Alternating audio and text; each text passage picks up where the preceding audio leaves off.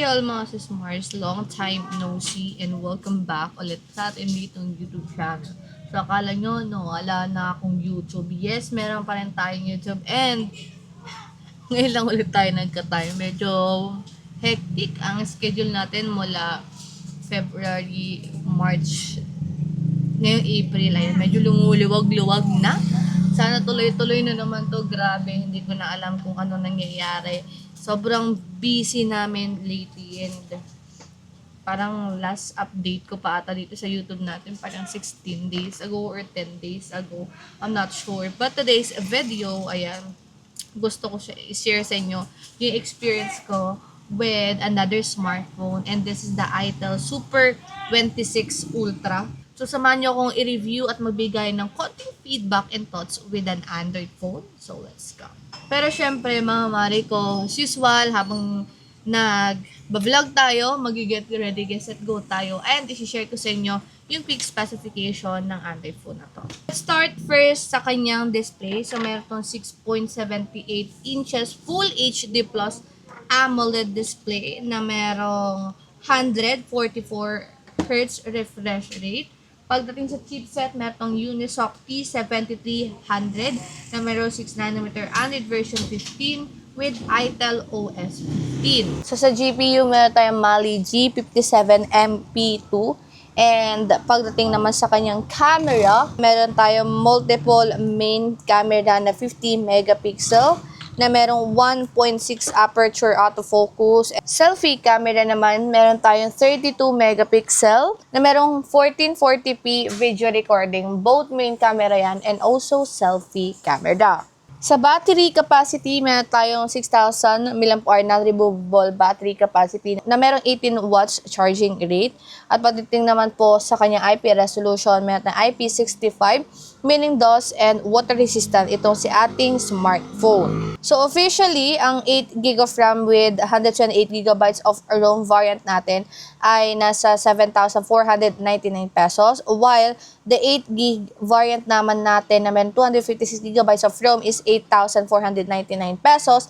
Pero ngayon mga Mariko, below SRP nyo na lang sila mabibili. Nasa 7,000 below na lang po itong smartphone natin pag gagamitin yung voucher na meron sa atin dito sa ating description box. Naman yung quick specification with this Android phone. So, if you're planning to purchase this Android phone, bibigyan ko lang kayo ng some reasons why you would consider buying this smartphone. And let's start first sa kanyang presyo. Sa presyo nito, below SRP na lang to. Tapos kasi carefully checking sa online, yung kanilang storage na 8GB of RAM with 256GB of ROM is nasa 8,000 plus na lang po. Pag gagamitan nyo ng voucher, yung voucher natin nasa around 1.5. So, below 7,000 nyo na lang mabibili itong ating Itel Super 26 Ultra. Basically, sobrang mura na yon sa kanyang storage. Kasi ang laki na ng storage niya at maganda pa yung specification na mabibigay niya na. Including the chipset and display of this smartphone. AMOLED na to, merong 144Hz refresh rate. Slim din siya, hindi siya sobrang bigat, hindi din siya sobrang gaan. At ang ganda po ng pagkaka-curve nitong smartphone na to. Sa chipset niya naman, this is Unisoc T7300. So, pagdating sa kanyang chipset, we tried playing MOBA games in here, mga basic games. Pero, same, wala naman po akong na-experience na any lag or anything with this smartphone. So, magsa-sunscreen lang ako ngayon kasi sobrang tirik na tirik po ang araw dito sa Pilipinas na hindi mo na alam kung bakit at anong nangyayari. So, sa chipset niya, meron tayong Unisoc T7300 na meron 6nm.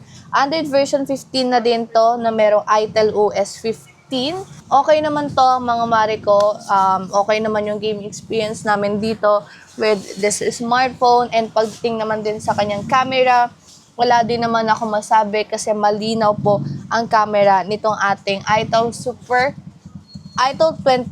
26 Ultra. Sobrang haba, no? Ang hirap big kasi niya.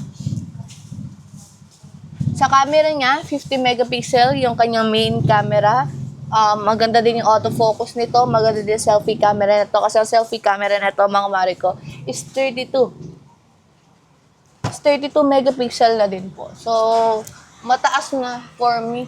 At perfect ito pang vlog or for content creation. Pwede nyo siyang gamitin anywhere for vlogging, for photos, ayan, pwede nyo gamitin itong ating smartphone na to. So, battery capacity nito, mga sis-Mars, ang taas ng battery capacity nito, 6,000 mAh, non-removable battery capacity na merong 18 watts charging rate. So, basically, mabilis nyo pa rin naman siya ma-charge at matagal nyo pa siyang magagamit, ha.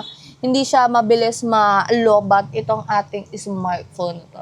So, mabilis siyang ma-charge at the same time, hindi din siya mabilis pong malobat. So, ginamit na namin to buong araw by playing games, social medias, like that, something like social media din, something like that. Pero wala naman kaming na-experience na anything na mabilis malobat itong smartphone na to. Sa mga nagtatanong kung umiinit siya, actually hindi lang naman ito yung smartphone na umiinit. Halos lahat naman po. Even po yung aming iPhone ay umiinit. Lalo na po sa panahon ngayon, lahat po talaga umiinit. So, napaka-imposible na hindi uminit ang isang smartphone. Lalong-lalo na kung babad ka namang gumamit nito. Kaya sa magtatanong, ay umiinit ang smartphone ko, local yan, hindi yan maganda ganito, ganon. No po, lahat naman po ng smartphone na natry namin is umiinit naman talaga. Isa din sa nagustuhan ko dito, mga Mariko, is yung kanyang security sensor, which is naka-under display, fingerprint scanner na din to, and meron siyang face recognition. Alam niyo sa iPhone, yung parang kahit na hindi maayos yung nakayuko ka, mabilis niya ma-open or ma-identify na ikaw talaga yung owner ng phone niya. Kasi nga, parang yung sensor niya naka-optical. Correct me if I'm wrong. Kasi mabilis talaga yung adaptation niya when it comes po sa pag-unlock ng smartphone natin. So, ayan, nag-sunscreen lang ako, tapos nag-blush lang ako. Kasi sa sobrang init, parang di ko na kaya pang what do you call of that? Mag-foundation kasi maglalapot lang tayo no, at ayoko naman pong mangyari yon. Kukuha kasi kami ngayon ng ticket sa MOA kasi nga bumili ako ng ticket sa semifinals ng PBL. So, manunod kasi kami. Dapat manunod kami ngayon kaso naubusin ako ng ticket. So, bumili na lang ako ng ticket for game 2 ng semifinals. So, maganda yun, mga Mariko. Mura nga na mabibili yung ticket. Basta pumunta na kayo sa SM Tickets.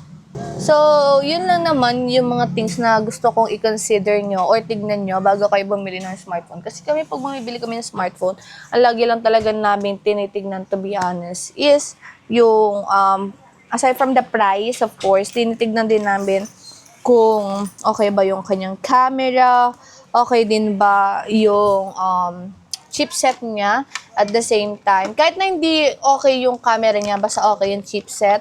Or kahit na hindi okay yung chipset, basta okay yung camera, ganun. It really depends na lang talaga kasi kung ano yung standard mo sa isang smartphone. For example, naghanap ka ng smartphone na for content creation, ayan, perfect na perfect sa'yo itong smartphone na to.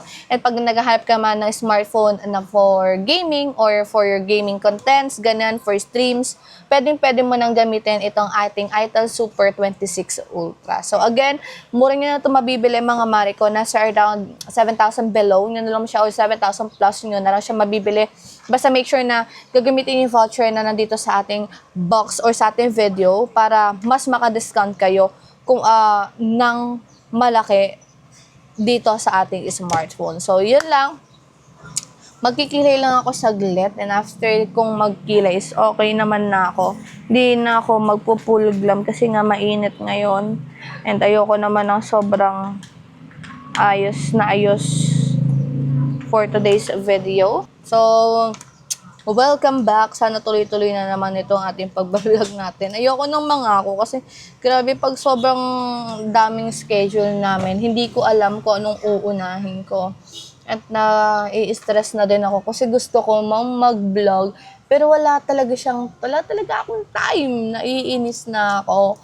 Wala akong ka-time-time, naiinis ako at hindi ko alam kung anong uunahin ko. So, sana tuloy-tuloy na naman itong ating pag-vlog natin na to. Pero again, disclaimer lang po na I'm not a pro. When it comes po sa reviewing ng mga tech, I'm just sharing you guys my thoughts, my experience with this Android phone.